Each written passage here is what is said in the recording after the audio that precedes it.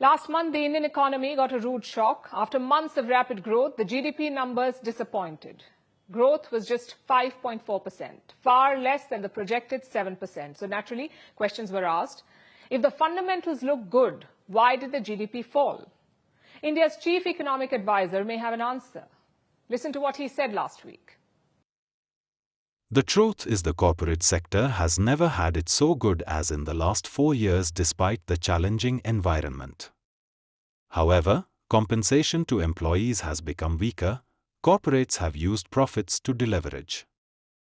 In other words, Indian companies are doing really well, but the workers are not getting their fair share. Just look at these numbers. Corporate profits quadrupled from 2019 to 2023. Basically, profits have increased by 300%. Now look at the wages.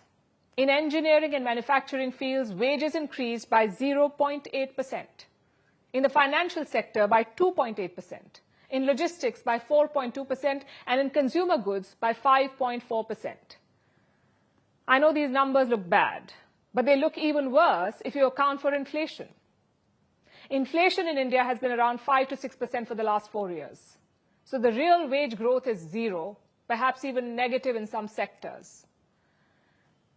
During the same time, companies have done very well. Their profits make up 4.8% of India's GDP. And that's the highest level since 2008. Yet the people who work in those companies are not benefiting. Their salaries remain stagnant. And this could be dragging down India's growth. I'll explain how. Private final consumption is the biggest contributor to India's GDP. Private final consumption is just a fancy word for consumer spending, what you and I spend on everyday things, like food or clothes or transport. That spending made up 58% of India's GDP in 2022. But last year, its share fell to 55%, which is not a good sign. We need people to consume more things, to spend more on goods and services. Only then will economic activity expand and the GDP grow. But for us to spend, wages must also increase. Stagnant wages will not spur a rise in spending, and the government knows this. The problem was first highlighted in this year's economic survey. It's a document that precedes the budget. It said that wages are not keeping up with rising profits. It also urged Indian companies to correct this. At that time, our GDP growth was robust. So this suggestion slipped under the radar. But now the government is concerned. It feels that weak income is the main reason for falling consumption.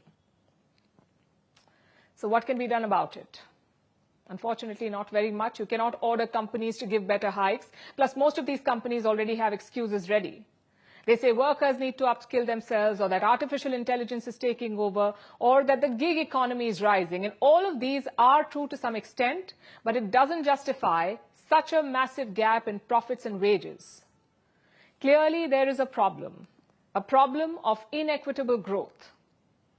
Let me show you another report. It says that India's inequality is at a 100-year high. The top 1% earn 22% of India's national income. The bottom 50% earn just 15%, 1-5. India's billionaire count has doubled in the last decade. Their collective wealth rose 42% this year. This is not a bad trend per se, to have more rich people.